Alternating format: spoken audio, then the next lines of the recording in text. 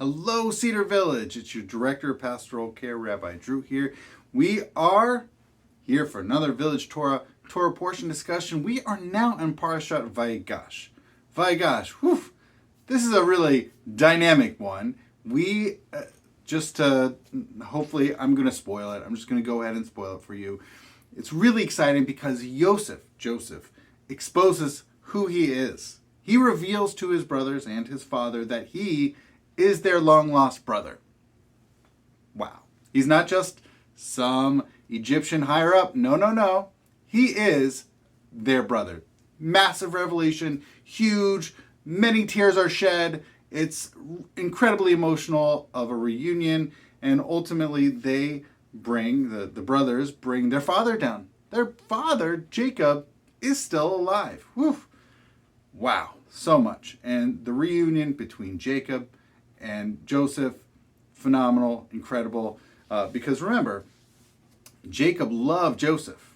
Joseph received the Technicolor coat, if you will, right? He received that amazing colored coat, the Keton Pasim in Hebrew, and because Jacob loved Joseph so much. He was his beloved son that he thought was killed off, right? He later, he was very terribly sad, and to be reunited, whether he was still his favorite son or not, we don't know, but he was certainly, as you can imagine, for Jacob, incredibly devastated when he found out his son was dead. Now, he's still alive. How amazing that might have been. But that's not what I want to focus on. I actually want to focus on something that, well, it might have some emotionality to it, but something that's not ostensibly tied into an emotional interaction. Now, this is involving Jacob. Even though a lot of this Torah portion does focus on Joseph, as we've seen in recent weeks of the Torah portion, Joseph has been, I don't want to necessarily say the star, but he's certainly been the featured character. And he's certainly here too, but it's really about the reuniting with his brothers and his fathers. Now, there's an interesting interaction that it's hard to pass this over. It may be a short interaction, but it is certainly... there's something that sticks out about it, and I've thought about it. It certainly seems strange to me. That's what sticks out to me.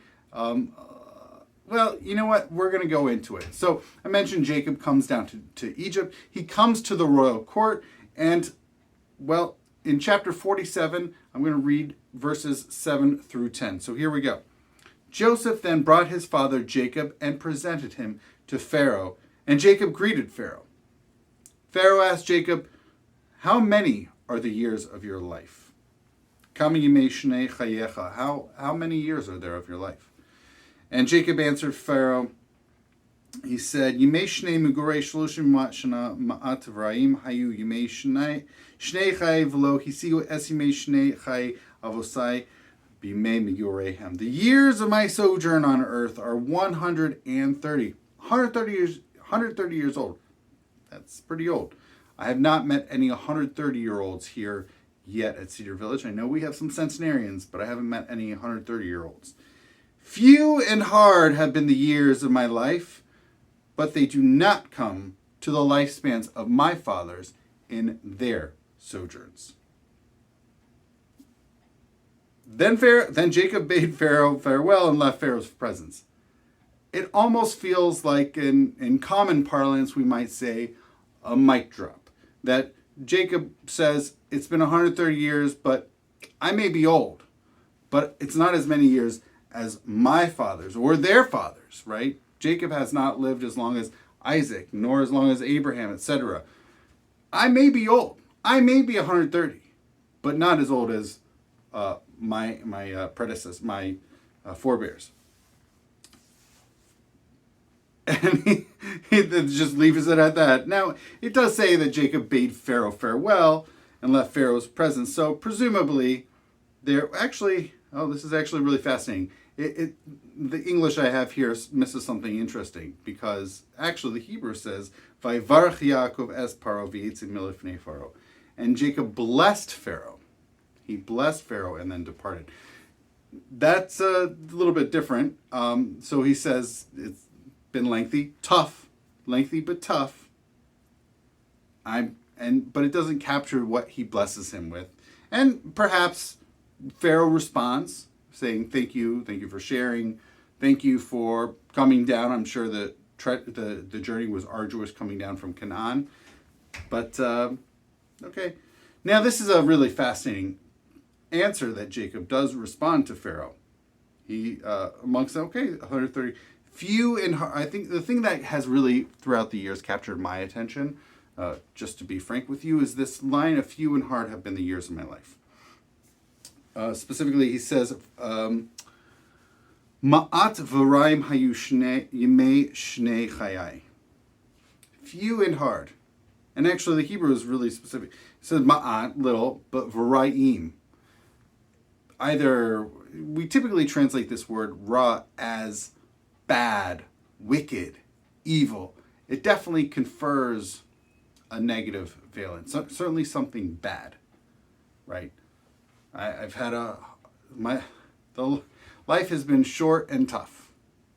It's been short and tough. Now, Pharaoh has really almost no context for what Jacob's talking about. But we've been reading the Parshiot. We've seen the difficulties and challenges that Jacob has incurred. We know that he loved Rachel, wanted to marry her, and was tricked by Lavan into accidentally marrying Leah. Waited a week, got to marry Rachel, and even trying to leave, there were challenges, and then ultimately with his brother, and he's definitely had a lot. And that's only what's written that we have in the book of Genesis. There could have been other challenges and troubles and various difficulties that Jacob has encountered throughout the years. And by the way, another could be throwing in Joseph, right? We do get to see their reuniting in this week's Torah portion. But imagine how tough that must have been. Not just the loss of a son, but specifically the loss of your favorite son. That must have been incredibly tough. Presumably there's something special about Joseph. Dreamer, right? Yes, we read of his.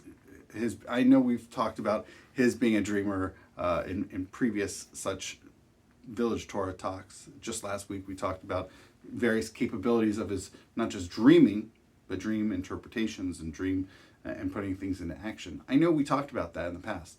But for someone to dream about their brothers and even their parents bowing down to them, maybe,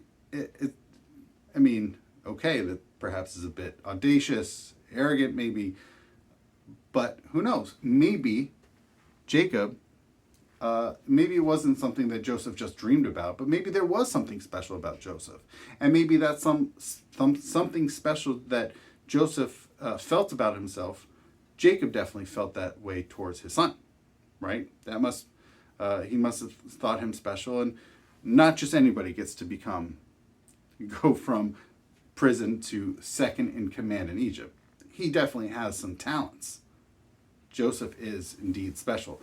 So losing him, right, thinking you lost that son, would probably be part of those things that have made his life tough. Now, also another question is, how many are the years of your life? Now, typically, we don't just go up to somebody and ask them. Now, granted, Pharaoh has perhaps special, he can ask anybody anything. He's Pharaoh. It's good to be the king. But why is that the question you're asking Joseph's father? Right? Joseph, who's been your vizier or viceroy, why are you asking him this question? Of all the questions that Pharaoh could have asked Jacob, he starts off with, how old are you? It could be that presumably the reason he's even asking, he's opening up with this question, and as we have it, the only question that he asks him is, maybe he looks really old. Maybe he looks really haggard. It seems like he is super ancient, right? It's not explicit in the language that Pharaoh is asking him, but it seems to be underneath the surface. How old are you? You seem really old. Now, when we think back to Jacob's answer, now it's actually really fascinating. I'm 130, which is a lot. 130 is a lot. But when he says, but I'm not as old as my father, my father's father, going back, I'm not even as old as them. Now it gives us a better sense of what does this mean? Ma'at v'ra'im. Few and tough have been the years of my life. I may look old, but I've had a stressful life. I've had a lot to deal with throughout my life. So I hope that's helpful. But we're not done. That's not all. So what I just described to you as being, that's the way to understand his response to understand Jacob's response to Pharaoh's question. It's actually one of Rashi's grandsons. We've mentioned Rashi here previously in the series. So Rashi, perhaps the Jewish biblical commentator, medieval commentator par excellence, who lived from 1040 to 1105. So his grandson, and he had multiple grandsons, but his grandson, Rabbi Shmuel ben Meir, commonly known by his acronym Rashbam, who lived from 1085 to 1158. So he basically says what I just said, which is he told him that he was not as nearly as old as he might look, but that the various troubles in his life he had endured had left their mark on his appearance. So that's I didn't just make that up. That really I should be indebted to Rashbam, Rabbi Shmuel ben Meir, Rashi's grandson, who said similarly about a millennium ago. So I'm not. That's not original. But that is a good understanding because it does stand out. Why are you responding this way? It is a strange length. I mean, it's not. He's not going on for paragraphs to Pharaoh's question, but it does seem a strange response. But once we understand the way that Rabbi Shmuel ben Meir, Rashbam, understands it, it makes sense. Why are you asking me why I'm so old? Right? I'm not really as old as I look, right? I've led a stressful life. A little bit later than that, in Ramban, Rabbi Moshe ben Nachman, also known as Nachmanides, who lived from 1194 to 1270. So he had, he also had an interesting comment to say. He says, I know of no reason for this comment by our aged patriarch, meaning Jacob. Is it ethical for a person to complain to the king?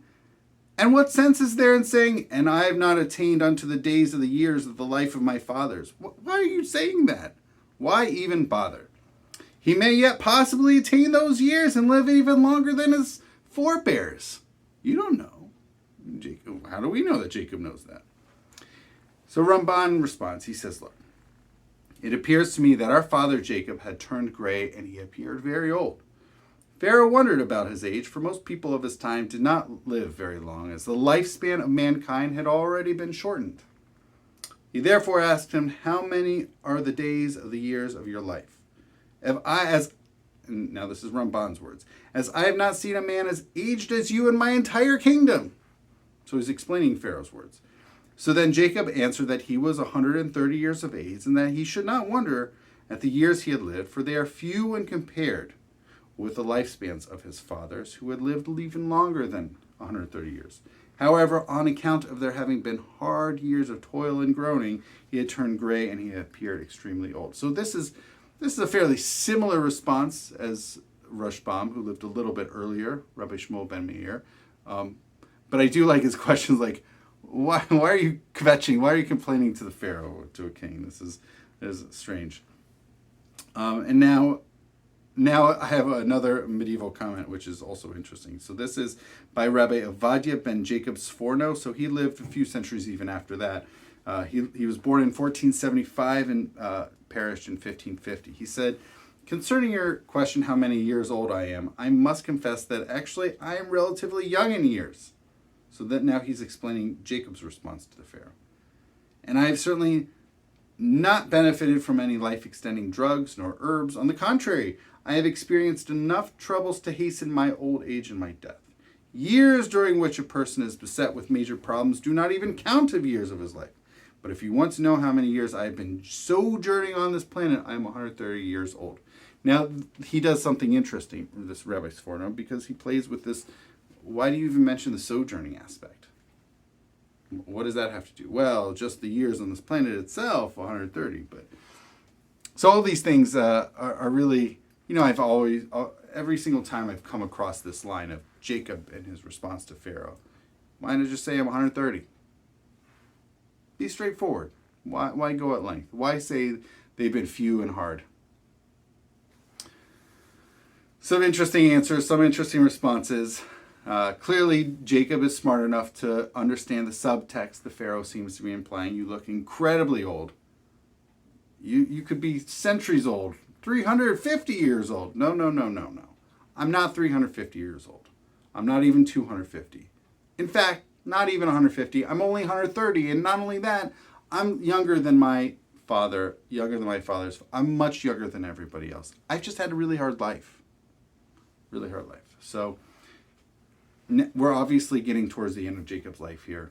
And we're starting to wind down Jacob's life. He's certainly lived a really fascinating life.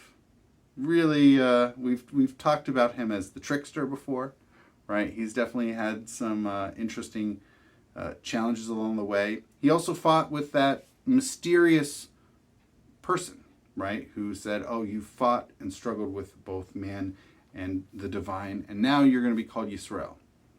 It's an interesting focus on Jacob because he is sort of we're called B'nai Yisrael. We're the children of Israel. We're the Israelites. So Jacob's certainly an interesting guy. I wonder how much he is meant to serve as a model for us, right? It's not easy being a Jew. There's a great Yiddish expression that expresses that. It's not easy being a Jew. It's not. Okay. It's not easy being Jew, but being Jews or Jewish, it's not easy. But you know what? Here we are. We're still here. Thank you so much for watching. And I also want to acknowledge that all Jewish life and programming here at Cedar Village are due to the financial support of the Jewish Home of Cincinnati. So thank you. And with that, I want to wish everybody a Shabbat Shalom.